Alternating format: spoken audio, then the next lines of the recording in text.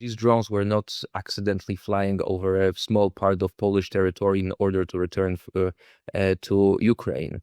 They were directed into the deep into the NATO territory. This is the Expert Series podcast from the CDA Institute, Canada's premier defense and security think tank. I'm Josh Malm, and it's Friday 19th, 2025. Last night, numerous drones from Russia violated Polish airspace. Our air defenses were activated and successfully ensured the defense of NATO territory, as they are designed to do.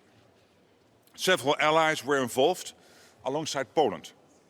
This included Polish F-16s, Dutch F-35s, Italian AWACS, NATO multi-role tanker transport and German Patriots. I commend the pilots and all who contributed to this quick Canada and skillful and Poland response. Come together. That's the history. If we go back decades, fighting side by side in Dieppe and at Normandy, Canada being the first country to ratify Poland's membership of NATO, standing together. Our troops stand together in Latvia at present. And as the Prime Minister alluded to a moment ago, Poland is absolutely essential to the defense. A few weeks ago, Poland reported a major escalation in Russian drone activity with 19 drones penetrating Polish airspace deep into NATO territory. In response, Warsaw initiated consultations under Article 4 of the NATO Treaty, a rare move that signals a concern not just for national security, but for the security of the entire alliance. This marks a turning point in how NATO members are being tested, below the threshold of war, but far beyond routine provocation. Earlier this summer, Canadian Prime Minister Mark Carney made a high-profile visit to Warsaw, where he met with Polish leaders and issued a joint statement reaffirming Canada's commitment to regional security and cooperation. As Poland rapidly expands its defense posture and Canada remains deeply involved in NATO's eastern flank, both countries are signaling a shared recognition that defending the rules-based order in Europe is more urgent than ever. To discuss these latest developments, as well as the Canada-Poland defense relationship, we're joined by Polish Ambassador to Canada, Witold Dzielski.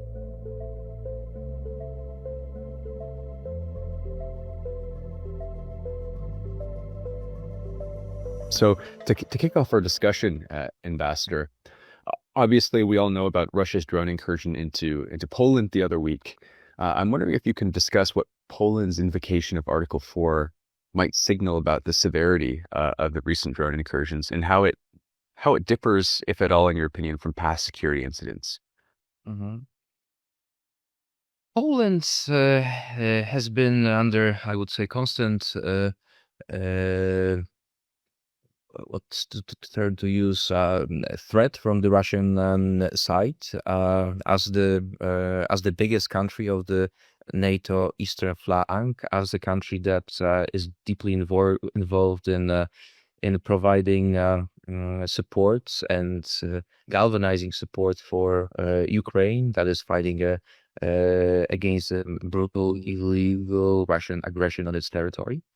And we've been tested for many years by the Russian side in political sense, in cyber warfare sense, in hybrid war sense, in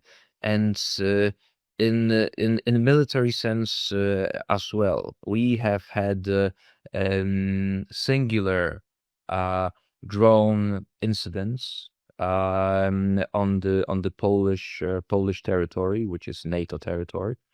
It was not only the case of Poland, because similar occurrences are taking place on the territories of our NATO allies, including Bulgaria, Romania, Baltic countries.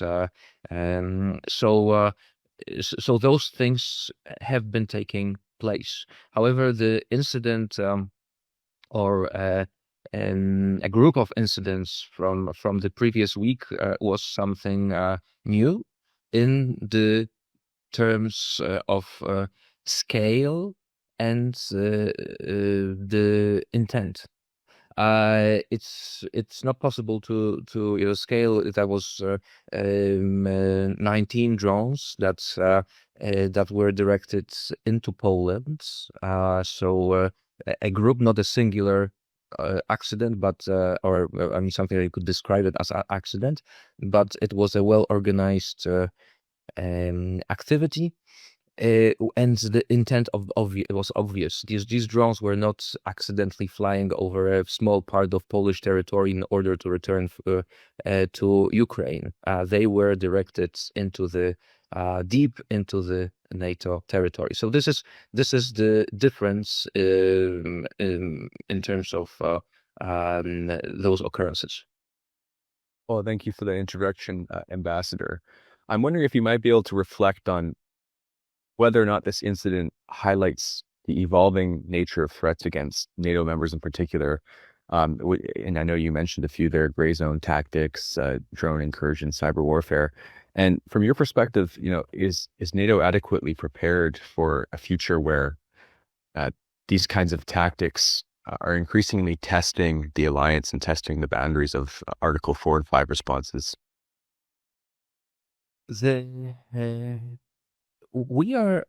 NATO has to adapt and adjust constantly. We are prepared in a sense that we continuously are the strongest military alliance in the world. And that comes not only from our military potential, but also our economic potential, which sort of transcends into our capabilities to build up our capabilities and to invest in our capabilities. And such situations as the Russian aggression on Ukraine, as a big, large, extensive phenomenon, and smaller cases, examples like the drone attack, are signals for the alliance to get engaged, to get involved, to prepare for what is new, because the quality, the characteristic of warfare is that, as we know, that throughout ages it continuously develops, and the drone context is something new that we have to adapt to and adjust. So to answer your question, whether NATO is prepared, we are prepared in the sense that we are capable of introducing appropriate, swift adjustments, and that requires political will. And that political will is very much present within NATO today.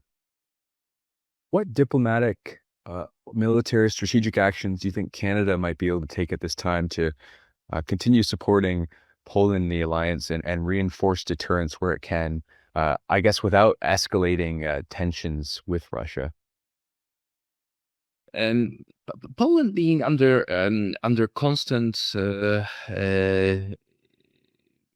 different kinds, but constant aggression on the side of Russia, we remain a very rational ally, and we make sure that it is not in our interest to escalate. However, it is in the Polish interest, and it is in the interest of NATO to respond to the actions in such a manner that the Russian side would understand would understand the reaction, and Russia understands strength, and nothing else. To be very, very blunt. So this drone attack of last week, it was supposed to test our political resolve as NATO and our military capabilities, and so and in both areas the reaction was was strong and positive on the side of the alliance. On the political side, the allies reacted instantaneously. And I want to thank the Canadian partners for their engagement, because we had a very strong reaction, an on-spot reaction from the top leadership in Canada, announcements from Prime Minister Carney, from Minister of Foreign Affairs Anand, Minister of National Defense McGuinty. So this it's the public reactions. At the same time, conversations with partners in Poland. There were conversations between foreign ministers and defense ministers, and I requested my conversations with both ministers, again, foreign affairs and national defense, and they happened instantaneously as well. So I felt reassured about the quality of the reaction on the Canadian side, and this is what happened politically within NATO framework, and this made Poles feel safe, secure, and backed by friends. This is the political aspect. The military aspect may be more complicated, because we are not considering escalating. We are not sending our drones to Russian territory, which could have been considered as an appropriate reaction. However, the military response that will be understood by the Russian side is the engagement of NATO allies in further strengthening the eastern flank of NATO, because and this is something which Russians don't appreciate, and this is the kind of military reaction that we're able to achieve. It's worth stressing that the military reaction on the last week was an allied reaction. There were a number of countries that were involved in the process, including Netherlands, both there, and our fighters shut down some of the drones. It was Italian engagement, German engagement, UK engagement. So it was an allied effort, and right after the incident, we had an instantaneous reaction on the side of a number of other partners with declarations of them being interested in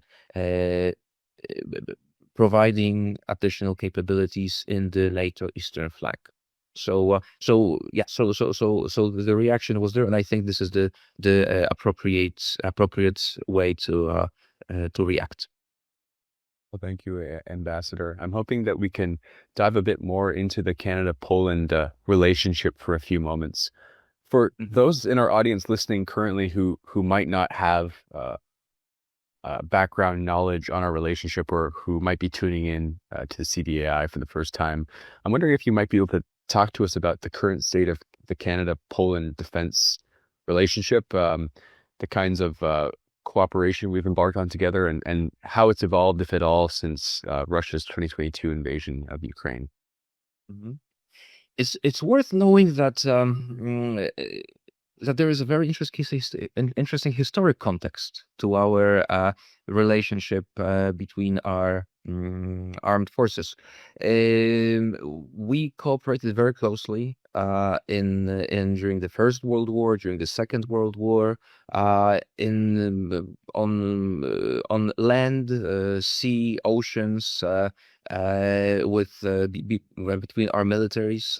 The example, some of the very many examples are for example, the engagement and the recruits being trained in Ontario in 1917, that 22,000 of whom moved to France to liberate Eastern Europe, then moved to Poland to liberate Poland. We cooperated in liberating Europe also during the Second World War. For example, there's a big engagement of the Polish and Canadian troops in liberating Netherlands. A Polish general being under command of the Canadian general at that time was engaged in liberating, for example, Breda in Netherlands, but also other places. So there is and there are very many examples of our brotherhood in arms. So this is the cooperation between Poland and Canada is deeply ingrained in history, and it's very strong today. Also, we are very happy that and we very much appreciate the fact that the biggest engagement of Canadian military outside of Canada is in the NATO eastern flank. And this is the presence of Canadian military in Latvia, where they are. There's also the Polish contingent working with your soldiers in Latvia, but also you have the military presence in Poland, and we've been engaged in a number of projects on Polish territory that aimed at different topics before the escalation of the full-scale war of Russia against Ukraine, but were dedicated also to training Ukrainian soldiers and strengthening the quality and levels of our military cooperation. Oh, well, thanks again, Ambassador. As you'll well know, back in August, the Canadian Prime Minister Mark Carney visited Warsaw and met with the Polish Prime Minister. One of the outcomes of that visit was a joint statement between our two countries. I'm wondering if you might be able to, from your perspective, get into some of the main outcomes from the Canadian Prime Minister's visit, as well as maybe some of the key pillars of that joint statement. Mm-hmm.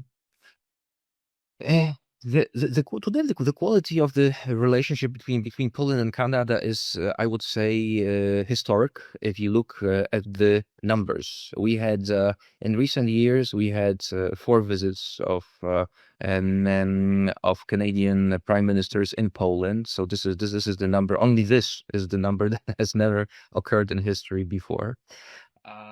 We have had, the visits also, from the Polish side to Canada. So it's really, really extensive. But I would be happy to elaborate on this, but it would require probably an additional podcast. But to answer your question, the statement that was made public after the recent visit, the August visit of Prime Minister Carney in Poland, and his meetings with his counterpart, who is Prime Minister Donald Tusk, but also with the Polish President Karol Nawrocki. The statement describes very well the quality and the range of the topics that we have on our bilateral agenda, and they're quite spectacular because they range from energy security to trade, and it's a very extensive package, I would say, and it was the time for us to put those elements together and encourage the coordination and sort of having a general look on the number of topics that we have, because that allows for further strengthening the process. So this is the idea of the statement, and this is it was not the topic of conversation between prime ministers because they had more important topics to discuss, but from the perspective of our foreign ministries, structuring of the very broad range of topics of our cooperation is crucial, and this is from my perspective one of the main reasons for that statement. Well, thanks once again, Ambassador. Do you see, or rather, what role do you think Canada might be able to play in Poland's broader regional security strategy, given Canada's role in things like Operation Reassurance, as well as Canada's defense presence in Eastern Europe? Do you see further room for collaboration or deepening ties there? Absolutely. It's the quality of that relationship has been constantly growing, and we've been learning from each other extensively. We've been engaged together in the area of support of Ukraine and protecting the eastern flank. And there is well, we are very happy from the Polish perspective that there are continuous plans to extend and strengthen the Canadian presence in the region. We support that very much. Poland has dedicated additional capabilities in that regard to your presence in Latvia as well. And I think this is of strategic importance for a number of reasons. I mean, for security is the priority for NATO, but also Poland and Canada are like-minded countries when it comes to preserving our way of life, preserving democracy and the way our countries operate for our societies, but also lending a helping hand to countries that are under threat of their of their democratic values, of their ways of life to be destroyed, as it is the case of Ukraine, which is fighting for survival of its democracy, identity, right to choose their future for their generations. So there is the strategic component, military component, which is crucial, but also there is this value-based component, which is also important. And in both those regards, the strategic level of cooperation on the military security sides and on the political side is worth deepening, both for our bilateral relationship.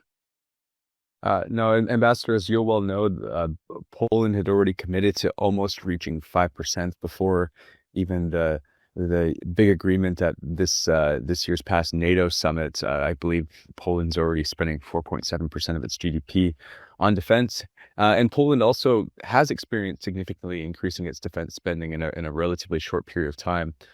I'm wondering what you think Canada can maybe learn from Poland potentially as we seek to also significantly scale up our defense spending, defense reform, and meet that new NATO 5% target. Mm-hmm. We understand that there is the spending requires the support on the side of society. And this requires, education activities on the side of governments, experts, such organizations as yours. And there is a certain, difference between our societies in this regard. I mean, we seem to be much more under threat than Canada, and Polish society understands it also because of our history.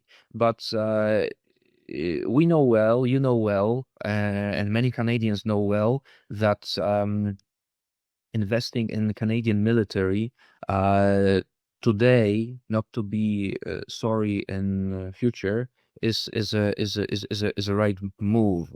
There in the Canadian media, the Polish processes when it comes to procurement, to the extending of the military spending to the purchases that we did in high technologies in terms of military equipment, those things were well described in Canadian media, and showing that Canada can and probably should learn certain things from Poland. And And I understand that, on political sides, decisions revolving around purchasing military equipment are very complicated because, to be very frank, I mean, this is a decision that requires extensive funding, and it's very complex. And it's quite often easy later on to try to show the mistakes in those processes because of the complexity of their complexity. So it is a political risk, but this is a risk that politicians in Poland have taken for the for the right reasons, and I can see that there is a big dedication on the Canadian side also to move forward with those decisions. It's and if we want, and in Poland we would very much want to see NATO alliance as a continuously strongest military actor globally, then we have to do something about it. The war in Ukraine has shown that NATO has the capacity, but requires work on the side of investment, joint cooperation on investments in very many realms of our in terms of our capabilities. So we should learn from each other. I think countries are learning quite a bit from. We are learning a lot from Ukraine, and NATO countries are already learning quite a bit from Poland in terms of dedication to strengthening our countries and NATO as a whole.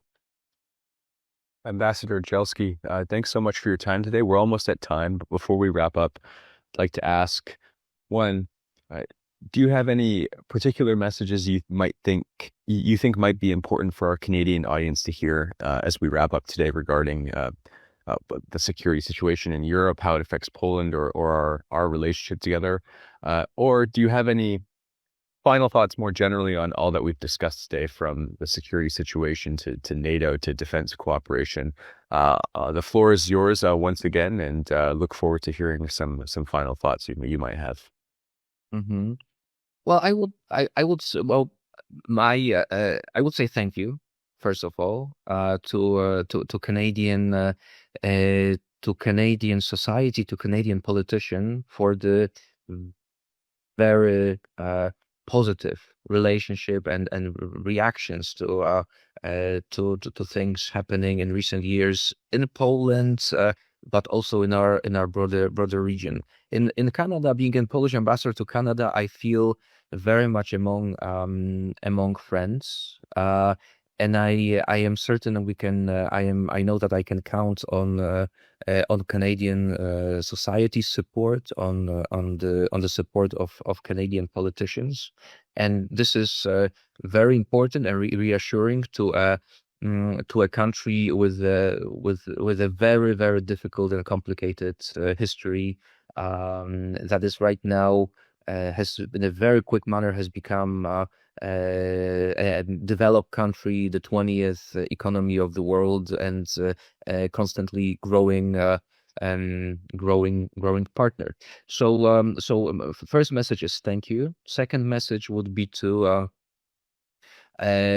continue to support your politicians in what they're doing in regards to strengthening the Polish-Canadian relations, whether it's energy, whether it's trade, and this is, I mean, the numbers in trade are absolutely spectacular. Every year we have an increase in the sort of regular kind of commerce, but also in the strategic areas.